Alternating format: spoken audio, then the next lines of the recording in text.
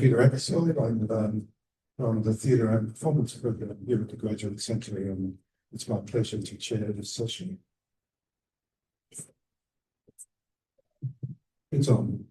Yeah, so we've got two papers this afternoon, and our first paper is from Olga Heikkilä from the Sibelius Academic University of Helsinki.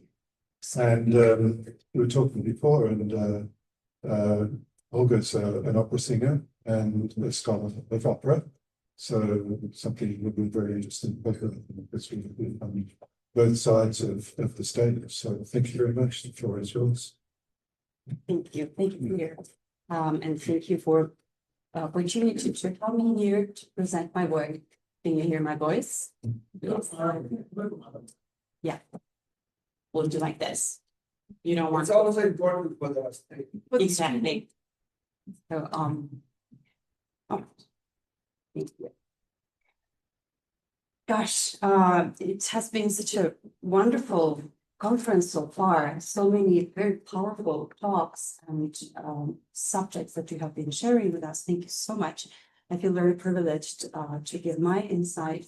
It will be different though, because I'm one who is also performing this work. I've been in 5 productions of 7 by Simon Stone so far. So you know that Innocence was originally commissioned by 7 different organizations, and I've been performing 5 different places or been involved in those.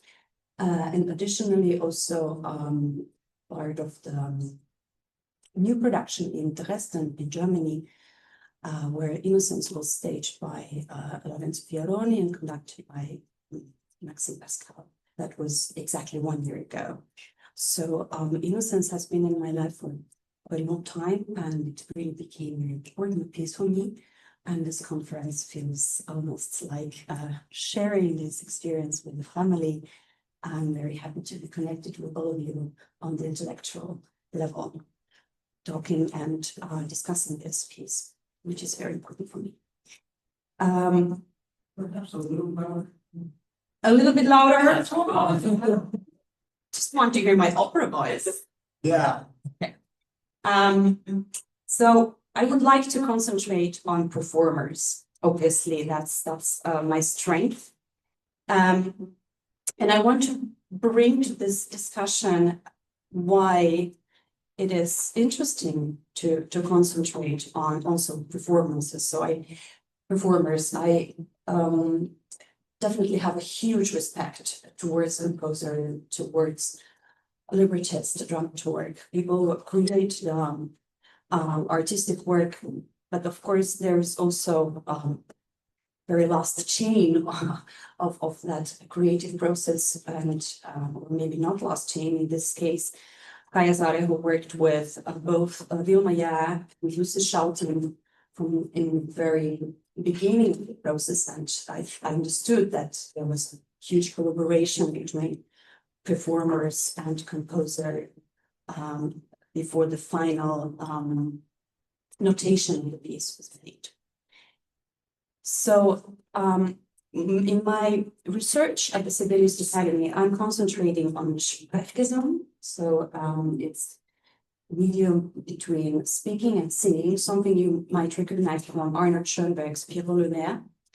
I'm very interested in expressivity of the voice and how performer can find joy and playfulness, but still be very profound and truthful to the score and the notation. And for that, I have developed 3 magnifying glasses, which I use as a performer when I learn the piece. And I will tell you more about them, but it's basically explaining how the performer is working on the piece, how tradition is always there, how the language and phonetics are affecting what a singer is doing on stage, and how also the personal experience of both music but also live effects, what performer is doing on stage. And I will just have a little fun with investigation of freedom. What does it mean? And a little thought about future operas, what reality could be in the future. So we already learned today that there are different characters in Innocence, and the way vocality is used in this opera work is very large. That was one of the reasons why I wanted to participate in Innocence when I was offered the opportunity. I'm not the first person to dig into what kind of vocality is used. So David Levin is actually have already made a little research, and this is material that he usually wants to, how he sees the Innocence. So there is a high operatic vocal mode, the wedding party. People who are in the wedding party, they are using traditional opera singing. Then there are survivors, and with survivors we have more Sprechgesang way of using voice. I would say that it's not only traditional Pirolonär Sprechgesang. There are very different ways of using it, and I have some questions actually for Alexei and Jean-Baptiste later on to understand how Kaija actually developed those different ways of using the Sprechgesang. And then there was a folk non-operatic singing that we had beautiful insight to by Samaya. So, and this, you can see how there was a staged present by high operatic characters. There was fragmented past by this more speaking-like singing, and the eternal now by folk kind of rooted singing. And their psychological state is also shown. So there is a denial by high operatic singing. Sprechgesang is representing more kind of direct memory, and folk is the truth. We can agree or disagree about this, but this is something Levin is giving us as a structure. For me, it has been always very interesting to figure out what makes opera more realistic, what actually speaks to us in very audio sense. So not only staging, but what in the music makes it realistic. And it's a spoken sections, places where singing becomes more kind of speaking. And of course, it's not only the contemporary operas. We also have a lot of speaking or prosodic way of using text in some Verdi works, Verdi operas, and of course all the recitativo tradition is there. But purely speaking voice and use of the speech rhythms in a realistic way is something that is more shown and found in contemporary operas. So 25 to 30% of new commissions feature significant spoken sections. Sprechgesang, speech song or rhythmic speech. 5 to 10% features a pure actor role, a character who never sings, often serving as a narrator, a historical figure, or psychological foil to the singing protagonist. And there are two scholars, Hegensheim and Levin, who are identifying 3 reasons for the rise of speaking parts in opera art form. So the cinematic influence, modern audiences expect realistic pacing. Spoken dialogue allows for rapid explosion that would take 3 times as long if set to an aria. You can imagine that, stretching the vowels or having the speech in a naturalistic way. The second reason is alienation effect. Composers use the contrast between a singing voice and a speaking voice to highlight characters' otherness. So if you want to have in the opera context somebody who is outsider, the more speaking voice is a good way to do that. And the example of that is John Adams' Nixon in China, where rhythmic speech helps ground the political realism of the text. And the third reason is multimedia integration. Contemporary operas often involve high-tech sound design. Speaking parts are easier to amplify and spatialized in a 3D sound environment than unamplified opera projections. I wonder what Timo thinks about that. More categories and statistics. So usually the spoken part in the opera is narrator, high frequency, 15%, guides the audience through non-linear plots. For example, its tale. The other way to use the spoken role is giving authority figure. 8% judges, doctors, or police. That speech represents cold logic, for example, in Dead Man Walking.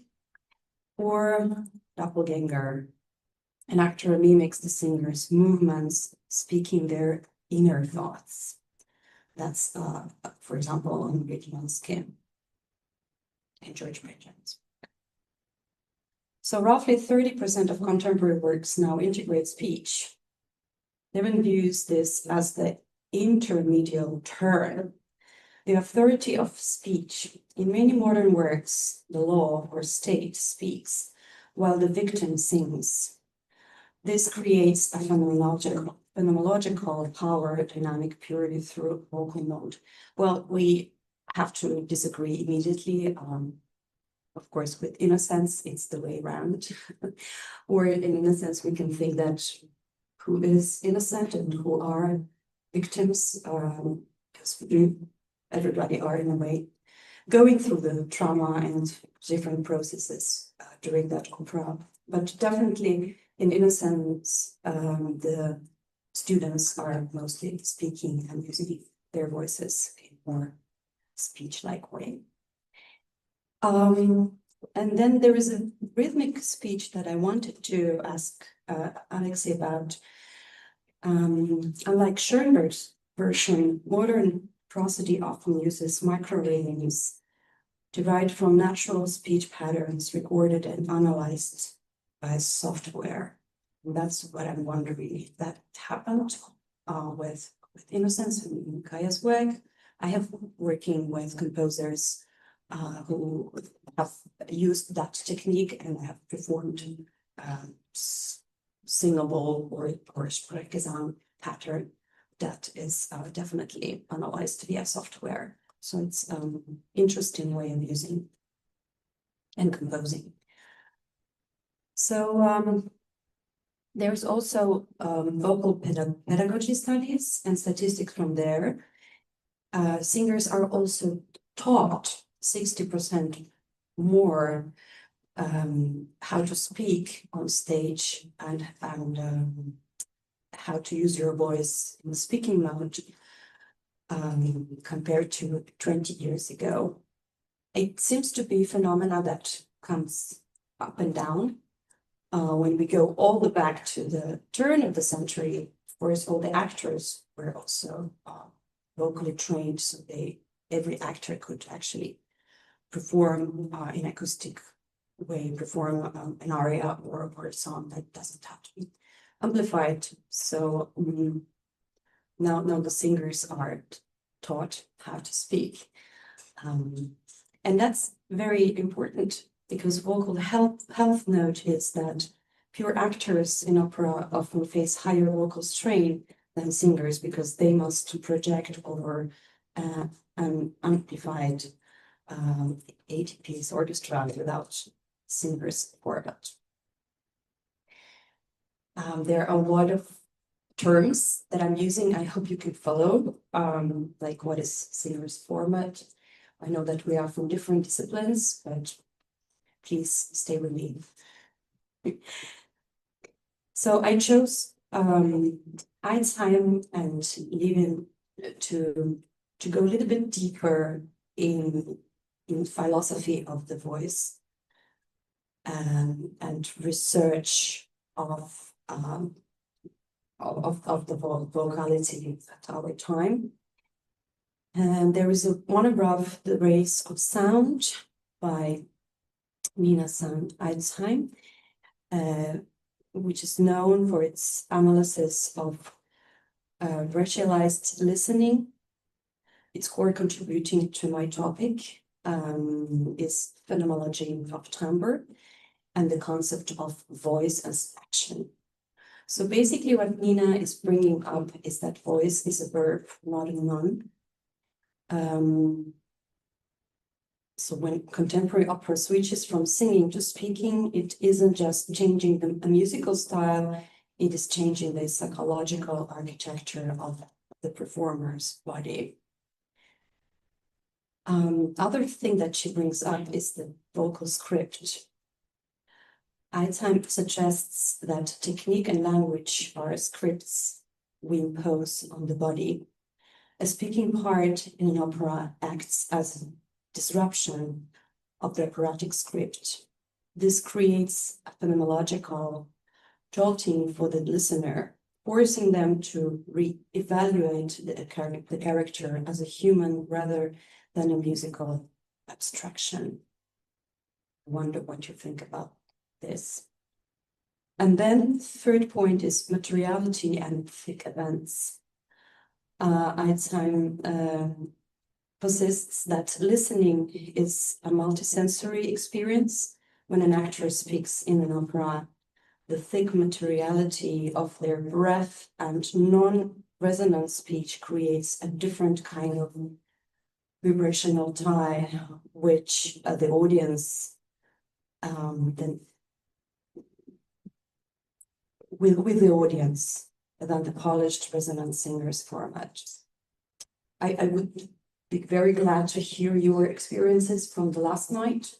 Could you feel some of these things? And I mean, we have talked today a lot about how creators of Innocence were thinking and planning the opera.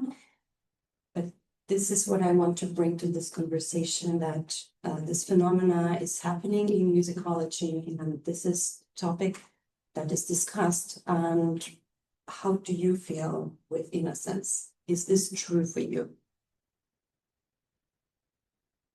The other way of thinking about speaking and singing voice or voice in general is by David Levin in his work, The Wounded Voice and Unsettling Opera. This is from 2019 and 2022. David is concentrating on dramaturgy of the voice. So, sorry for my bad pronunciation, but the wound voice, I believe that's the correct one. Yes, the wound voice explores moments where the operatic voice fails or transitions into speech cries. He argues that the contemporary use of speaking actors represent a wound in the total work of art, Gesamtkunstwerk. This wound is where the most intense characterization happens, because it is where the character's truth breaks through the artificiality of singing. It's interesting, right? I mean, we have been talking about how singing can represent a truth or something very authentic. And then we find something like this. Intermedial performance. Levin suggests us that often treat and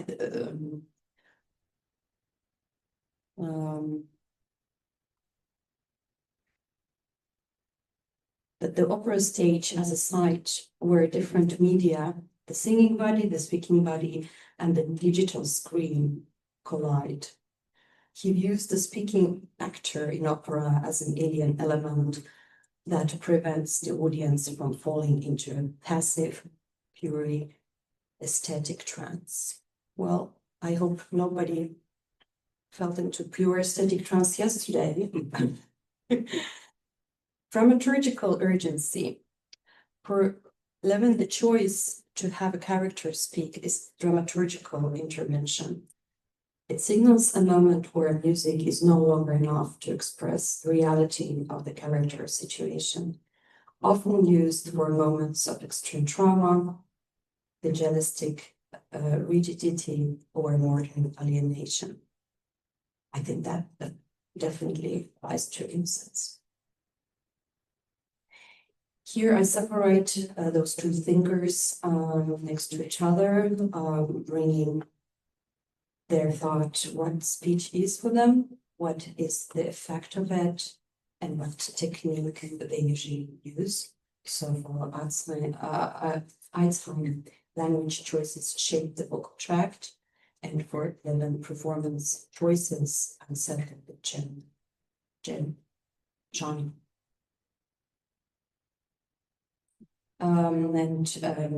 To see it from a different point of view, the Alzheimer is focusing on microphenomenology.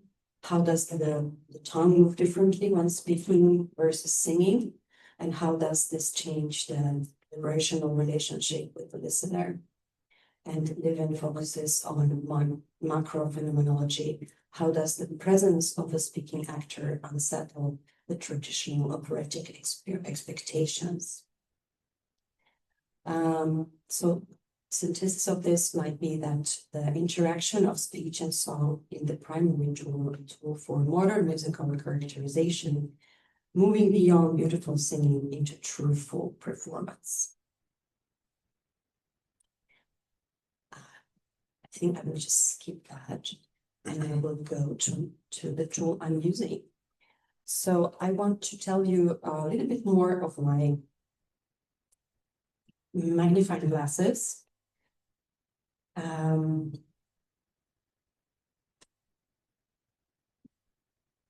So when I'm analyzing the use of Sprechgesang as notated in the chosen works, I'm using 3 magnifying glasses or methods to explain how I see what a performer can read from the notation. The first thing in Sprechgesang notation is the sound of the words. That's something which is very important for me. I've been involved in Innocence production also as a language coach. So phonetics is something that I'm very interested. I'm interested how different languages are formulated in our mouth, what they shouted differently to sound more authentic. What is the flow of the air? What is the shape of tongue, the lips, the use of the hard palate, soft palate, so all that. The musical instrument that we have, all of us have inside of our systems. And as my first magnifying glass as a singer, I'm figuring out how to pronounce the text in correct way and really going into details with that. As a second magnifying glass, I'm using the expression. So how would I express things in terms of tradition? So every singer who is professionally trained is carrying with her or him a specific tradition, how things have been done, how things maybe should be done, what sounds classical or what sounds more folk, or how specific musical passages should be done. If you're a musicologist, you might recognize this hidden, silent knowledge of musicians, for example, in Romantic era, where notation was very different from our time, but still musicians did a lot of micro nuances and a lot of interpretation, even though it was not written. So every musician is carrying this knowledge that is hidden somehow. So I think that second magnifying glass is to look at the score through that knowledge and experience. And then, of course, there is the actual score. Contradicting, limiting, or regulating the second or even the first ones. How does it contradict or limit the first one? Which was phonetics, which was the language. Sometimes the composer might write very fast rhythm, but there is a lot of consonants. So how to work with that, how to make that material, notation, flexible, something that people can still in the audience, people in the audience can still understand, something that performer is comfortable to communicate. But the basis line here is, of course, that there is a huge amount of respect and attention to what is written in the score. Yeah, so this is not really this way of interpreting the score. No, just looking for the best possible opportunities.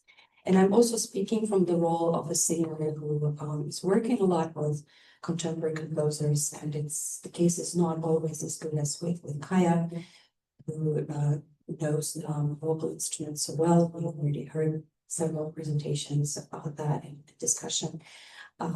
So sometimes composers don't have a clue how vocal instrument works. And it's very important to bring this kind of tool and to explain what is actually happening with the vocal instrument. And I haven't mentioned that, of course, every vocal instrument is very individual. So there might be things that are possible to be done with voice and things that are not possible to be done with, even though we have like several singers with the same voice from several sopranos, for example, very different what people are able to do.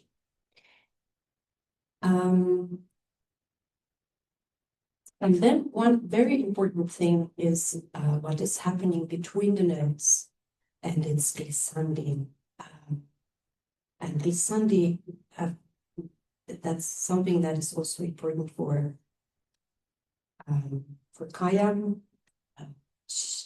Kaija Saariaho is using a lot of glissandi in her instrumental works, and also she's very specific how she writes glissandi for singers and how the glissandi should be done. That is shown often in her scores. She's very precise how she wants to be performed. That's very helpful. So here we have example of the teacher's part in Innocence. And there, me using the magnifying glasses, I can figure out several things. Of course, as I told you, there was a way to pronounce the language, but also how to make that line physical, how to project text far, where is the space for fluidity in the phrase, how I use the energy, how I use my vocal cords. Do I use my vocal cords thick or thin? Do I want my voice to be floating? Do I approach text directly, going straight into the text without creating in advance acoustic space for sound? They're calling it location, like articulation is how you articulate the words, and vocation is how you add the overtones to the sound. Am I using head voice? Am I going from a vocal fry to a singing voice? Do I separate consonants and vowels? Do I make consonants aggressive and vowels floating? Do I use powerful whispering? Do I glide with thin vocal cords? Spaces, speaking in a legato manner? Do I use my voice like almost shouting? Do I use my chest register? Do I use the words in percussionist use? Almost like a percussionist, the use of the consonants, I mean. And making, do I make space when speaking?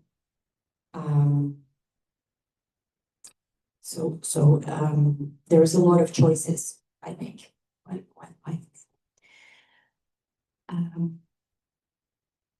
So with this one, I wonder, I don't have musical examples, but I might try to do this example myself, just to show you what choices I make.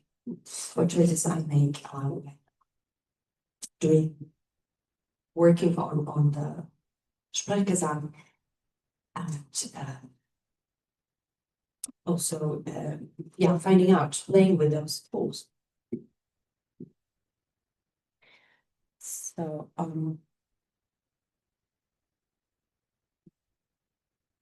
So first I try just to go with the motion in a way, and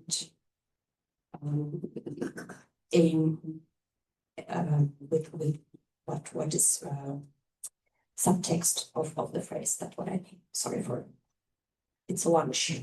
After lunch, all the blood is in the stomach. Sorry.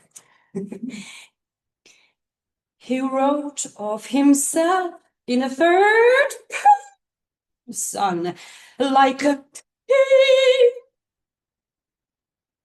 So, for example, king is the word where you can decide, do you go to the K directly, or do you want to make K separated from the vowel? Can you hear the difference? Like a king, or like a king.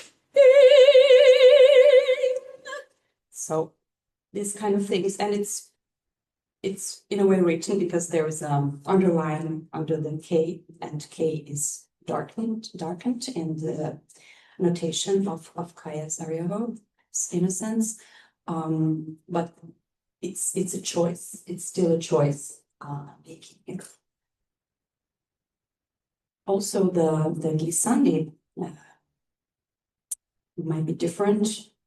Usually, Kaija is asking for glissandi without vibrato. So, for example, here in the third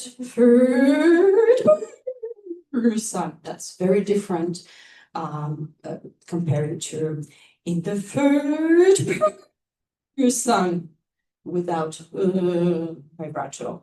So these are the choices that singer can make. Saariaho is very precise with the wish to slide first the semitone down and only then fifth up in the next example. So you can see it in the bar 26. The slight hesitation on the first syllable of the word peculiarities is very effective. It gives an extra accent to that word. It shows its meaning. Yeah. So, for example, some peculiarities in his essays had been signs I should have noticed is the next word. Yeah. So this little slide, and also how do I make this glissando? Do I go a little bit off the voice to make the sound some so it's easier to go up with thinner vocal cords. So that's the journey, that's the decision I have to make. Otherwise, otherwise it's just basically reading the text, and I mean, anybody can do that. So, the last example I'm showing you is the case where not purely a glissando, but it's a bending the pitch and making short glissandi up and down for the length of fermata. Here again, the word becomes alive as its character is shown in a delicate way by bending the pitch. The sense of searching for something could be difficult to show in a more concrete way. So if you remember it from the last night, and Lucy Shelton is of course the person who did the whole career with Eckersall and music of this style. So she is just marvelous in this part, and she was the one to create this part together with Kaija Saariaho. She, as far as I understood, what Kaija first wrote to her was kind of low and very modest. Lucy came back with all kind of extremes and very bold decisions, and then they had to negotiate. So the version we heard yesterday is compromise. Exactly. So, and looked for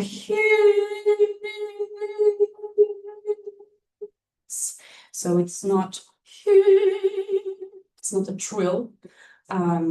It's really bending the pitch and searching for the heads with that musical gesture. Isn't that fascinating? I think that's very beautiful. I think it's wonderful achievement and great example of collaboration between composer and performer. So just to show you a little insight of the future of Vocality, what that might be. Again, that's not my thoughts. Eidsheim and Levin both point toward a future where vocal technique includes extended vocal techniques. So that's rolls and clicks and inhaled phonation. Are you familiar with inhaled phonation? Sounds like you can hear a lot of different sounds. You're inhaled.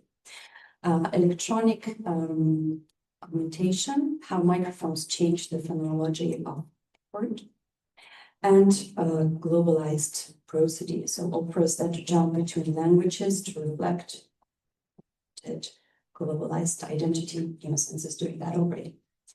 So thank you for your attention. Please give me your questions. Thank you.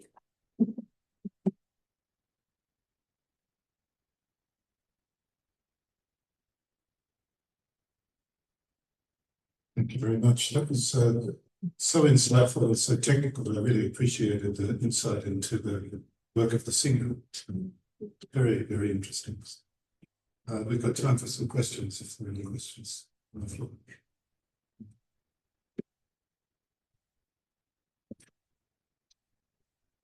Thank you so much, Olga. This was a really nice presentation. And I really appreciate the live sampling, which we of course expect from a musician.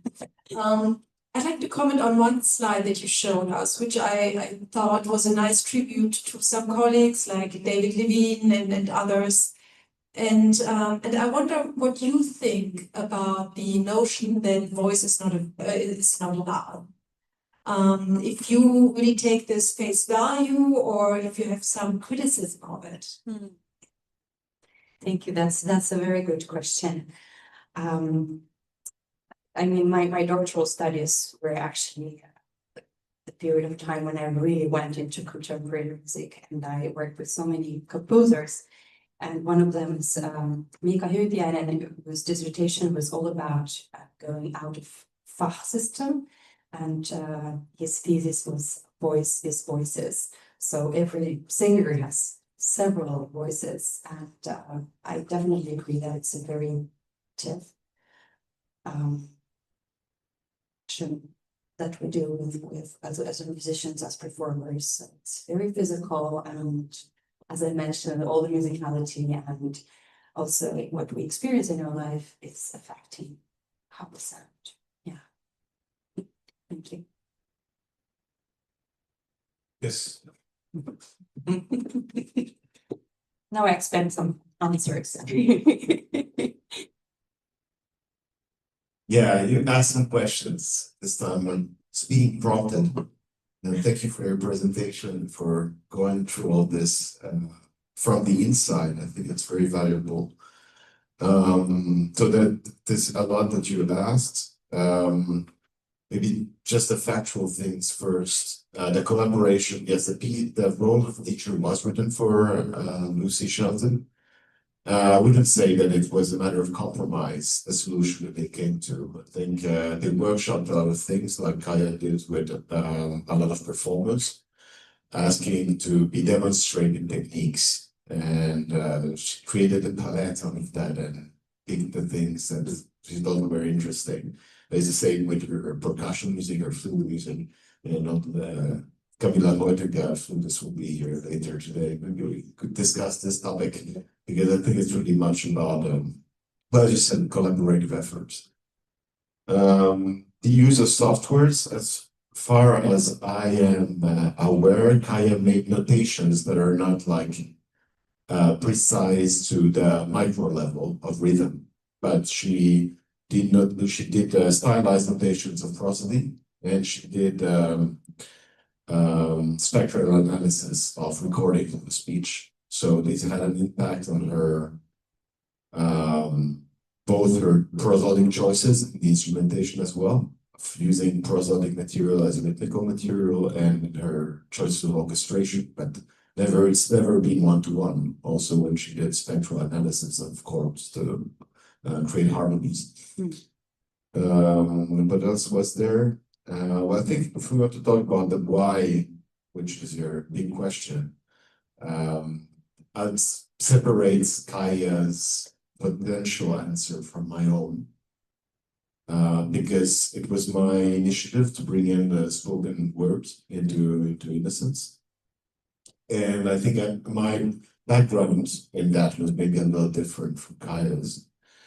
If we're talking about a wound to the total artwork, and I think it absolutely is that as well. The total artwork, in the Nigerian sense, is a historical exception in the history of music drama. And the spoken word is not just a recent adjunction to the history of opera, it's been part of opera since the beginnings of opera. And the ability to move between speech and song has been a feature of, although it has been erased from performances of current, like nowadays, if you perform Carmen or Magic Flute, you're probably doing it without a spoken dialogue. So, but there's a historical erasure of the importance that spoken words have had in the history of opera. So does speech contribute to undermining this?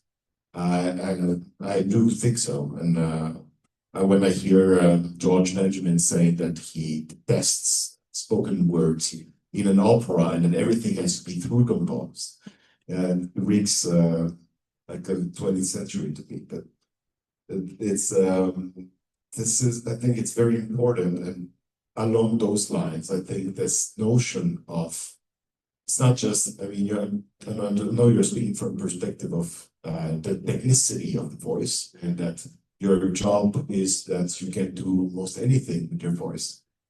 But I think that pragmatically, when we are scoring an opera for different types of voices, we are effectively calling for a certain type of heterogeneity that we are calling for in the languages as well. So the paradigm for the performance of Innocence is not 13 Übermensch opera singers who are able to be coached to speak any language without an accent and perform any vocal technique. The assumption behind this core is that we are going to get a range of people with different trainings and backgrounds, and that this is what is going to make any performance of the work unique. So that is another way in which I think it is undermining the total artwork paradigm and idea of the this demigod composer fantasy of composing everything through.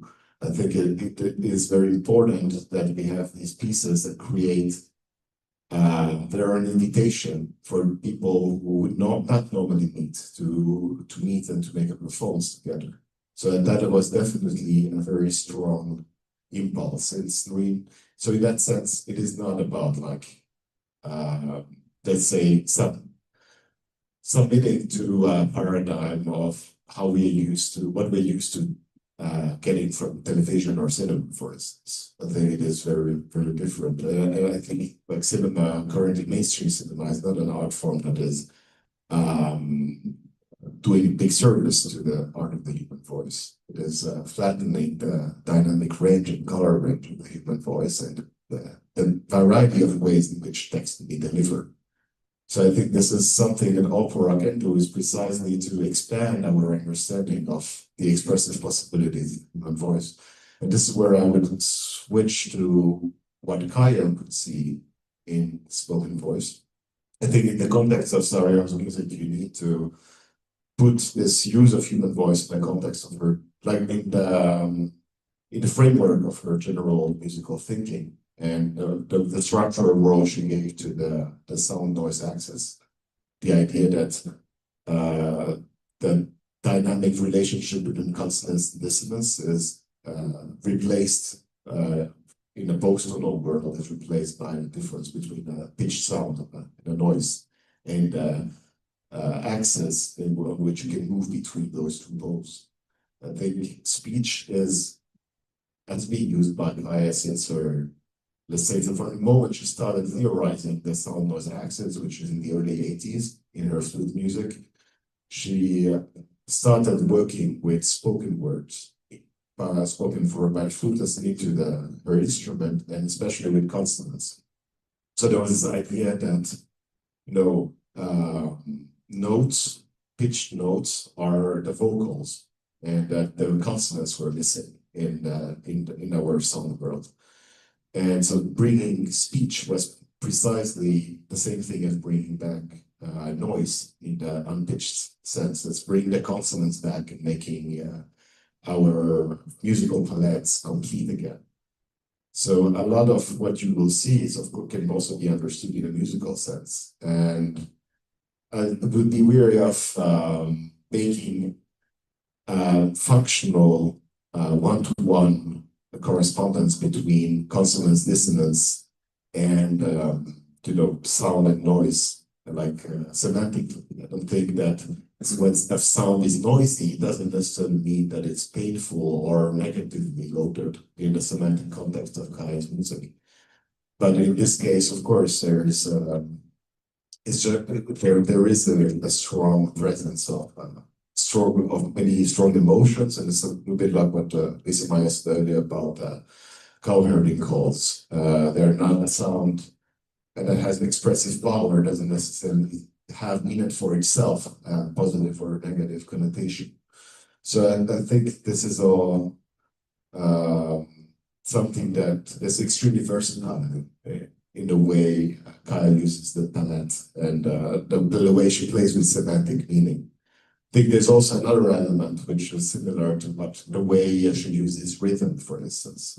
Rhythm is something that distinct pulses are something that is always discernible, but when it comes there, it's used as a tool of that prompts identification from the listener.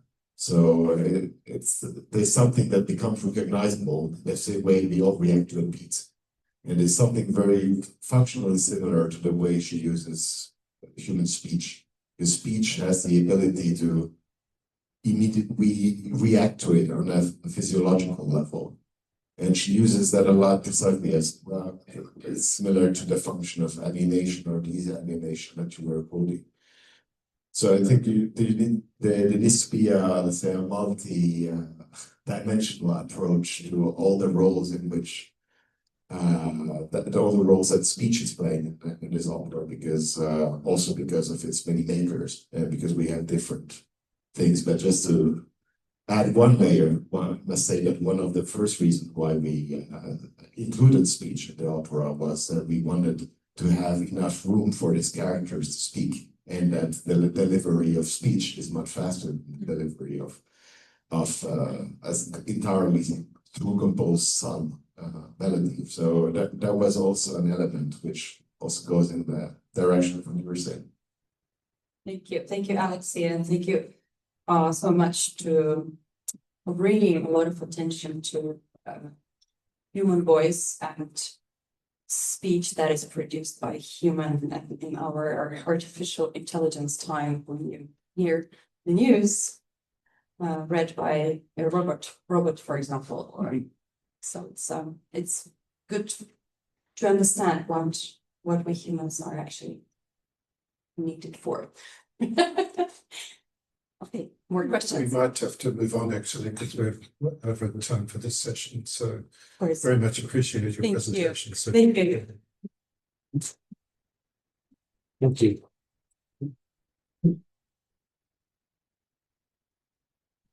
Got to change laptops for the next presenter.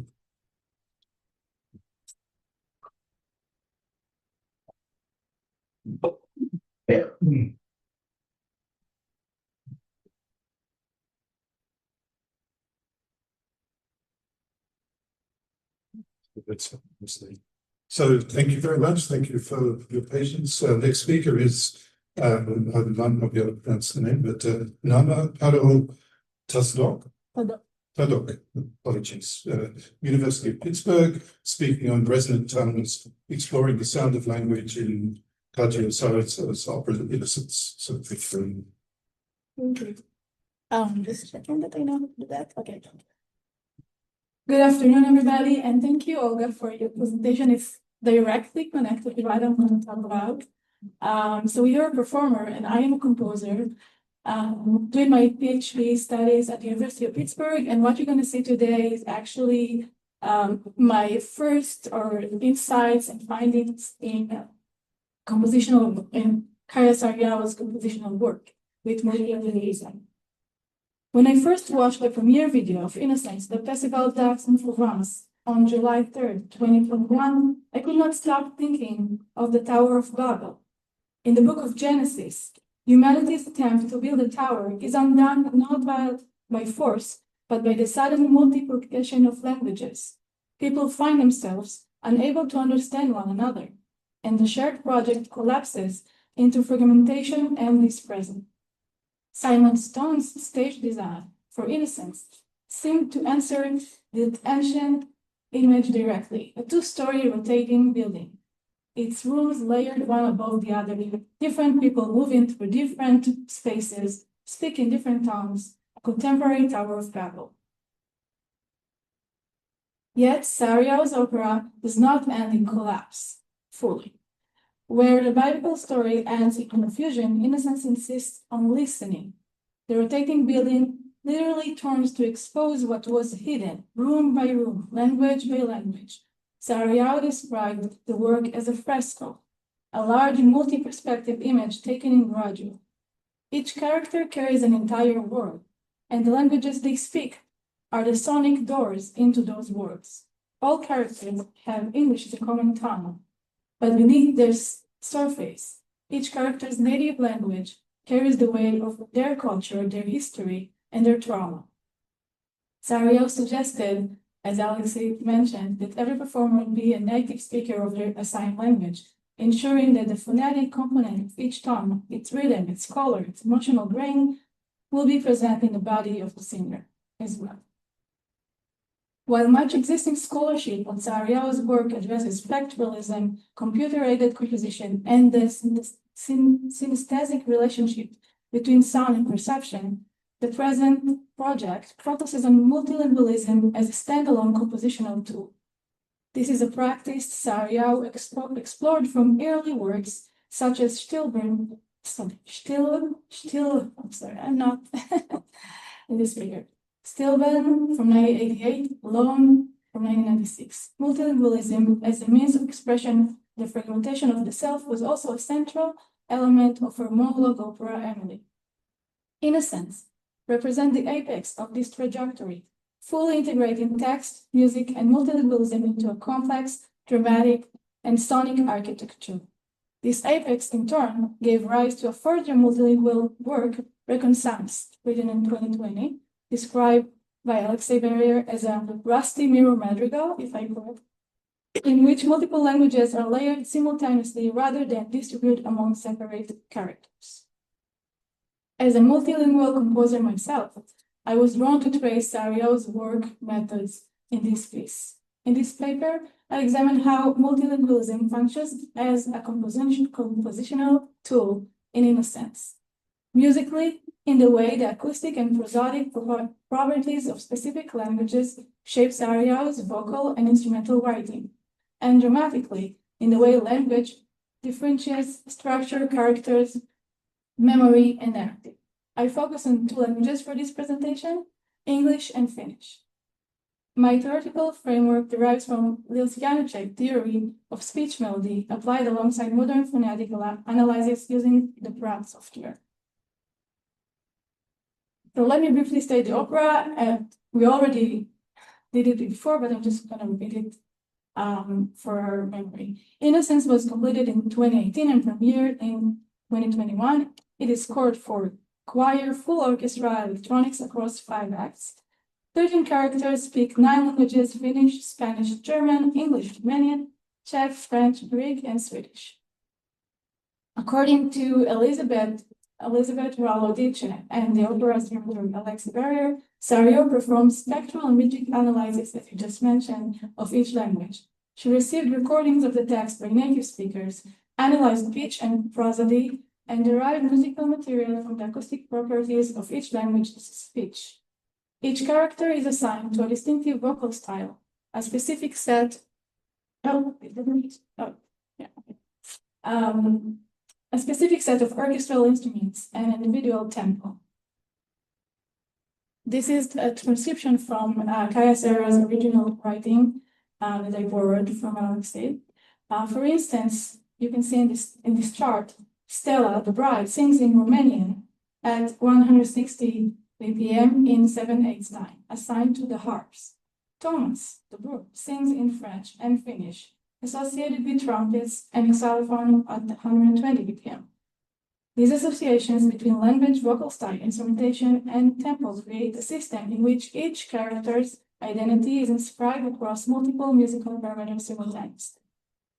The opera is also divided into 2 dramatic layers: the present-day wedding, performed by opera-trained lyric singers, and the past, represented by the students and the teacher, performed by actors, folk singer, and specialist vocalists. This structural distinction has direct consequences for the musical treatment of language. English, as the shared connecting language, is the one tongue that appears in both layers, but it sounds completely different in each. When wedding characters speak English, they do so as lyric singers, and in some way to address the audience. When the student speak English and the teacher, the only time that it happens, it's emphasizing the sentence, and the teacher generally speaks fully English. They do so in speech-like naturally manner. The same language carries 2 very different sonic identities, depending on which dramatic layer it inhabits. One of the most vivid illustrations of how language functions both dramatically and phonetically is opera concerns a single line near one of the opera's climaxes. The original Czech text from Markéta scene proved impossible to set. So here it is. The original text had multiple consonant clusters, which was really hard also to pronounce and also to compose. And then there was a decision made to change it and use the English language instead, which has more space between the alveolar stops and the sibilant sounds. Perel writes that the Leos Janacek work on natural prosody was one of our foundational sources of inspiration, and that the use of Czech in the opera was a homage paid to Janacek, who proceeded in the same way. But this particular tongue twister was unworkable, and so the decision has to be done to change it to English. This is the principle I want to hold on to. Language choices in Innocence are not only grammatic decisions, they are phonetic and computational ones.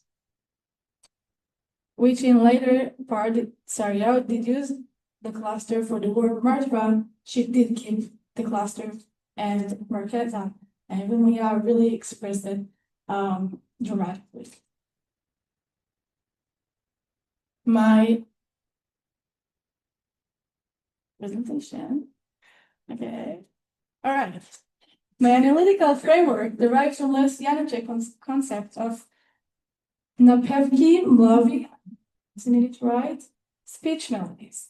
Janacek spent 30 years notating the pitch contours, rhythms, and intonational patterns of Czech language everyday speech in his notebooks, then applying them to vocal and instrumental compositions. He wrote, the tones, the tonal cadences of human speech and of every living being have always held the deepest truth for me.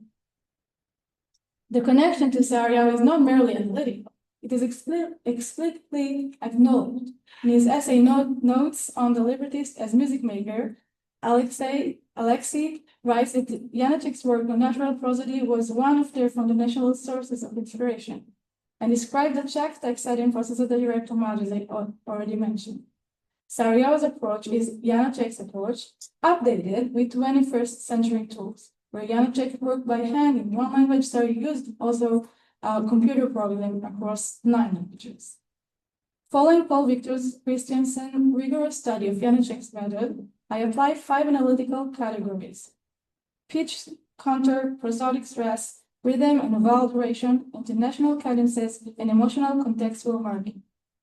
These categories are operationalized partly by using PROT, which is a software open source phonetic analysis program applied to native speaker recordings of the libretto text, which then serve as a baseline against which Saariaho's score is compared.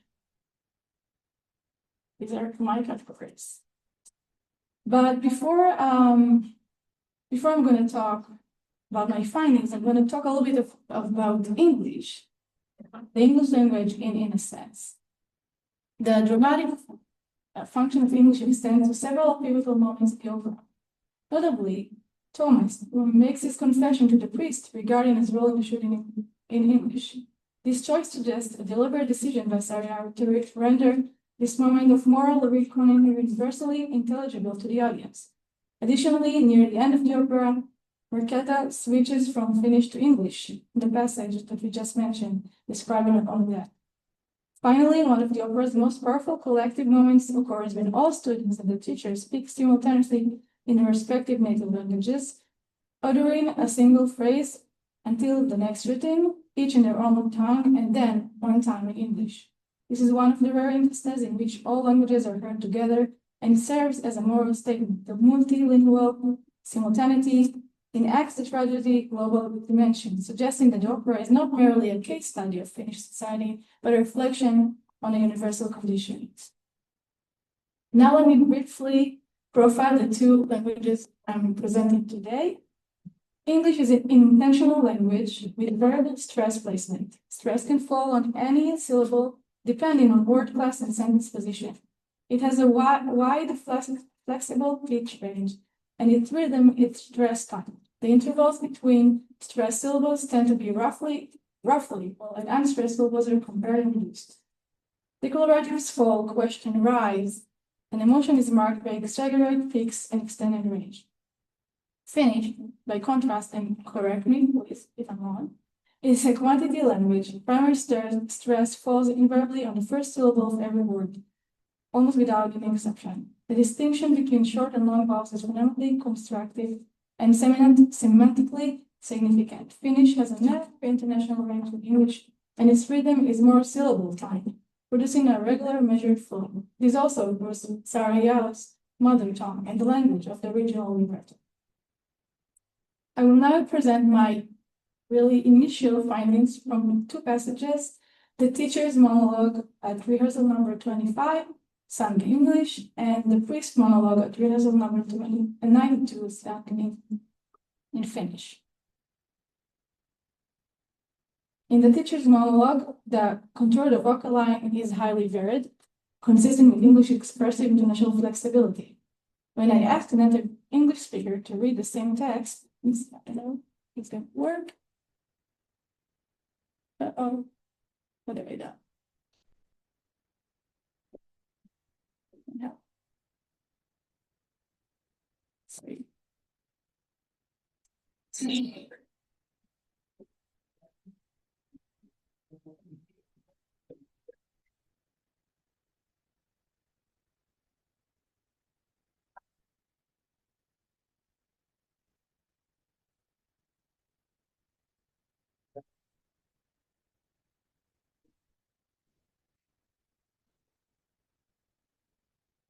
I asked her to read it again with the instructions indicated in the score. The resulting pitch contour was quite similar to the melodic line Saariaho composed.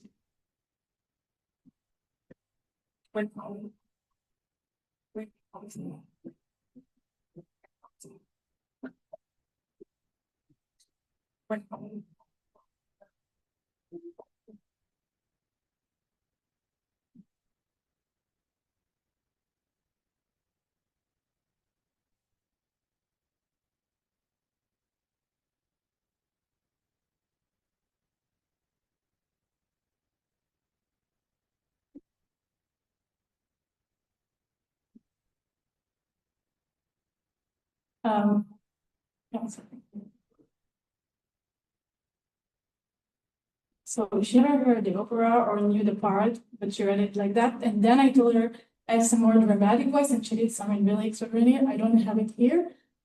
So on the left, you see the analysis from the Pratt that shows the prosody of the sentence, and on the right is the end of the sentence from the score. And you can see that the end of the sentence is really almost the same with the down pitch on the word destroyed, and it's almost very, very similar to the original contour speech of English, pitch contour speech.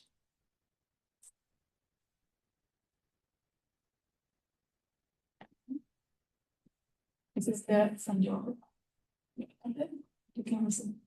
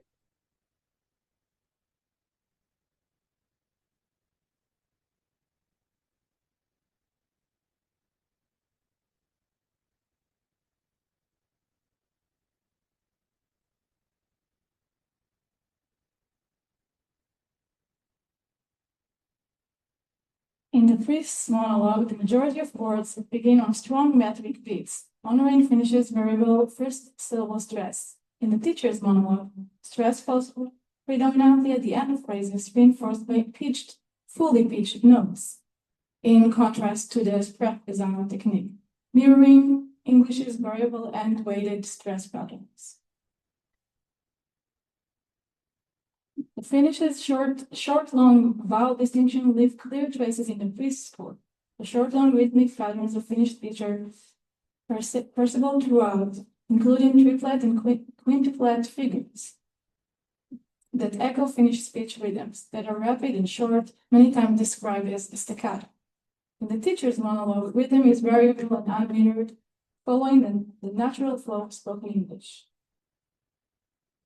The priest's monologue is characterized by mostly by minor seconds, tritones, and major sevenths at the phrase boundaries, reflecting Finish's narrow, compressed intonational range.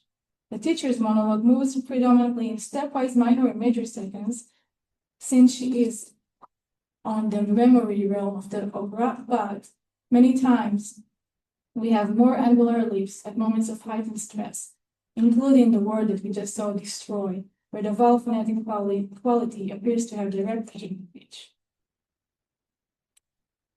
And the emotional contextual marking, the teacher's part is composing Sprechgesang, the technique between speech and thinking. English is her mother tongue, and she is recounting the past drama. English is also the bridging language between the two time sets. It is also between singing to speaking. The rawness of the memory calls for vocal style that never fully departs from speech. The priest monologue, by contrast, is fully lyrical, operatic, bass baritone writing. He is a Finnish speaker in the present tense layer of the drama, where events unfold in real time, and that presence calls for formal composed music. Crucially, Saariaho does not apply these principles mechanically. There are moments in both monologues when she takes deliberate artistic freedom. Pitch lifts in the teacher's part exceed what natural English intonation would generate. Dissonant intervals in the priest's part that go farther than Finnish prosody strictly demand. This is precisely the dynamic Christiansen identified in Janicek. The speech melody provides the raw material and the initial inspiration, but the composer heightens and transforms it into the service of the musical dramatic. The language is inspired by Saariaho's composers. These initial, very initial findings confirm that Saariaho's compositional responses to English and Finnish are systematically differentiated at every level of the analytical framework. English generates variable speech-inflected naturalistic music. Finnish here generates metrically regular, harmonically dense, and formally lyrical music. The two languages embody two different relationships to time, memory, and the body of the singer, and Saariaho's music makes the difference audible. This analysis foregrounds multilingualism as a compositional system, traceable from Janicek's speech melody to Saariaho's spectral phonetics, and opens a new avenue to understanding how phonetic, prosody, and cultural contexts condition vocal writing in contemporary multilingual opera. The two next steps, or further steps I will take in my research, will extend this analysis significantly. First, I will apply also spectral analysis to the speech melody cells identified here in order to examine how Saariaho bridges from phonetics into harmony, how the noise of consonants triggers percussive and electronic texture, and how the pitch of vowels formants dictates the orchestral chord language. This is the dimension that most distinguishes Saariaho's from Janicek, and it is where the most original analytical work makes. Second, I will continue examining the opera's pivotal moments of language switching, when characters move between English and Finnish, as a structural mechanism for navigating between present and past, and between the other mother tongue languages in English. And in the opera, most intense passages where all languages converge simultaneously, I will analyze how Saariaho weaves these disparate speech rhythms into a single fresco, representing the collective drama where native and public identity collide. The most ambitious multilingual opera of our time asks the question if musicology has not yet fully answered. What does it sound like when a language becomes music? Janicek believed the spoken word contained the deepest truth and spent 30 years notating it by hand in its notebooks. Saariaho believed the same and built an entire opera in 9 languages to prove it. Both composers listened before they composed. Both found in the sounds of human speech a raw material more expressive than any purely musical invention. Going back to the Tower of Babel, When it ends, the people are scattered, speaking different tongues, unable to reach one another.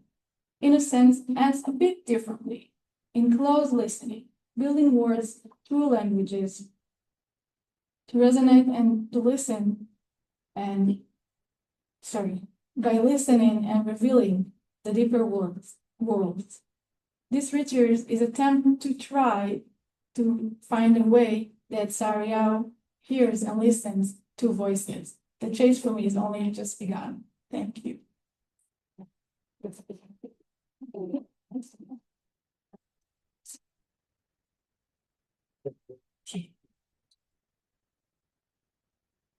Thank you very much for your really interesting talk, and we already have hands for questions. So we have about 10 minutes before we're doing a break, so let's keep your questions.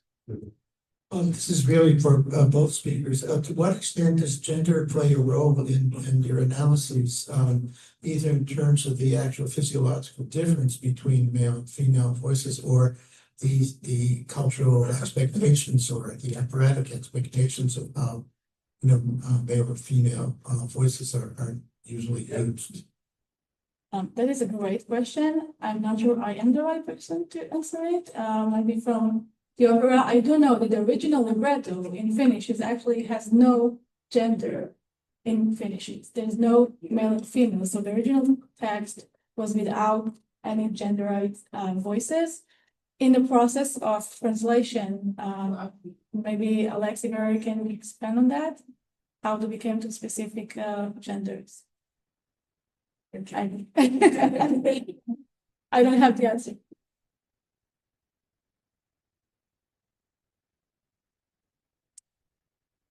Right, so you're delegating to. Yes, I mean, I think that very versatile strategies of gender in Kaija Saariaho was in general. But like in the first opera, there is this couple, and in between there is this fluid character of the pilgrim, supposedly a man performed by a mezzo-soprano. And in her opera, with the other names, there's a heavenly creature who's female performed by a countertenor. And in her opera Emily, there's live transposition of voices from female to male. So that I think Kaija was very much interested in exploring voice as an expression of gender and of blurring the lines of or what that could mean. And in the case of Innocence, I think the voices found their identity as now said, not all characters, some characters thought it already had a gender or assigned a gender from the onset.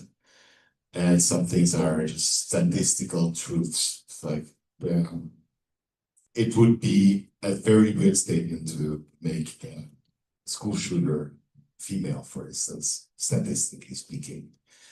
But what happened is that some characters just found their personality as in the process of translation, and as we decided what languages we were assigning them, some characters also switched gender a few times. And I think that criteria that came into play certainly were sometimes related to the languages, although I would have to think further about what examples we could give to the influence of a choice of language on a choice of gender, or let's say a choice of range, or in what sense, or are you asking in what order these decisions were made, or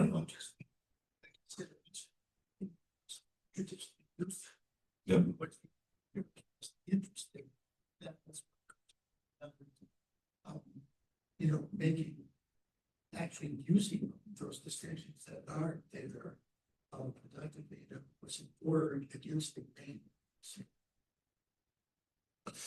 That's a good question. I'm wondering about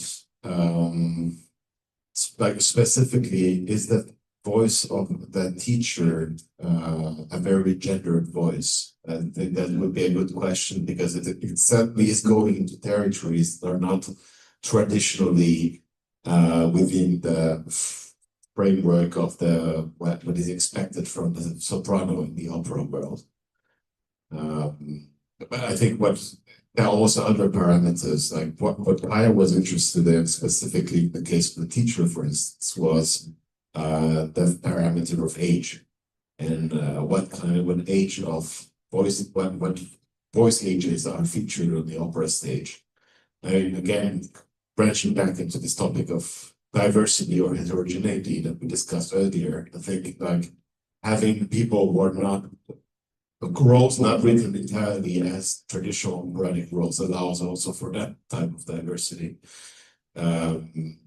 So I'm not sure in what places gender has had a normative impact. I think, if anything, fluidity has been brought in through many of the choices that have been made.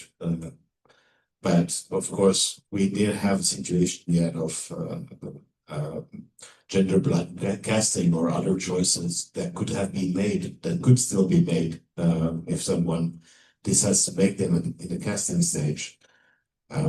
So I think there's still many hypotheses that need to be tested concerning the opera. If that answers your question. Would you like to comment before we take the next question? No. Okay.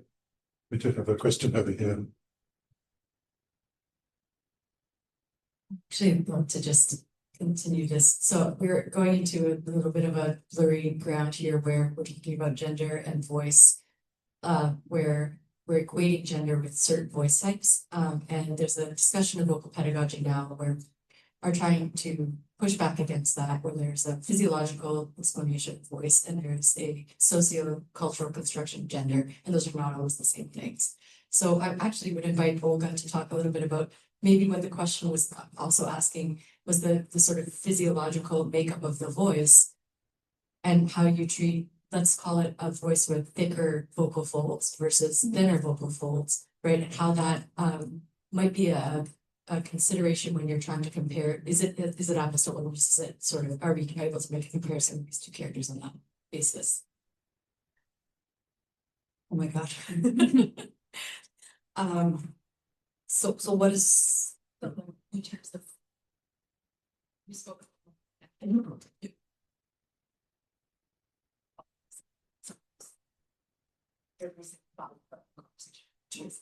so if we're, a larynx is a larynx, like that, maybe we can talk about the vocal mechanism. In certain sense, yes. In certain things, definitely. And this role of teacher is probably one of the things that we could definitely discuss like that. And of course, there's the trans singers, which are also bringing completely new discussion about the voice and the instrument. That's also very interesting. We have increasing roles written for trans singers in the opera. We have time for one more question, perhaps, if there's anybody who wants to comment to a question. Just maybe an extension of this question beyond gender. Was there any discussion about racial aspects of these characters? I mean, obviously, you're setting in Finland, but what happens if we decide in the future that we cast a character who is African American or some other race? Does that change any of these different relationships or perceptions of those? Because race, going back to Einstein's work with race of sound and how we sort of categorize African American voices in particular kind of archetypes, and that question of race in some ways may be more powerful than is gender in many cases.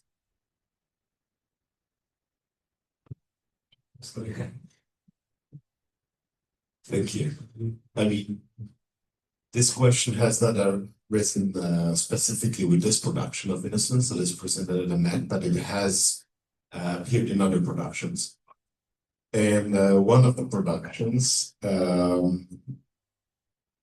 this happened in Germany, and think they were not completely equipped to tackle this question.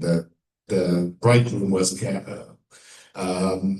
young black tenor was cast as the bridegroom, and their solution was to suddenly alter the synopsis in the program book and say that this was an adopted son of the family. And this was really strange and a little upsetting, I must say. I think that's again a lot of cultural archetypes play, and a lot of ways in which people handle the notion of colorblind casting, for instance, that are different cultural practices in different places, and places that are more or less connected to larger discussions that are being had on these topics. But yes, I mean, having seen different productions of Innocence, people having different voices and different bodies have been cast in places that were not necessarily those that were assigned to them by the libretto. I think what's also very important, and I've mistakenly seen made sometimes talking about the piece, is that the characters are not assigned nationality or a specific place of origin. In the character list we saw earlier, people are being described linguistically purely. They're described through their mother tongue. Then whatever we decide to, of course, when someone makes a cultural analysis of the music, suddenly there will all be all sorts of cultural biases that might come forward. And why is the percussion part very important in the Spanish-speaking students' part? And of course, analyze that as the deeply seated bias from Kaija Saariaho. But I think it's I think these is still rather marginal in the logic that has led to most of these decisions, musically speaking. Not saying that it's pure, but I think it's the score and its manipulation of language and languages and the relationship between word and music is offering at least an angle, which is a linguistic angle, to talk about the differences between people. And I think it's up to people who put on this opera to take on the cues that are given by this method that we have followed, which is not assigning identity by nationality, but talking about people's relationship to themselves and to each other through the lens of language. I think this is something that has many dimensions that need to be explored and unfolded. But at least the starting point is not geographical or ethnic in that sense. We're coming up to time, so are there any final comments or questions? In that case, I'd like to thank our speaker and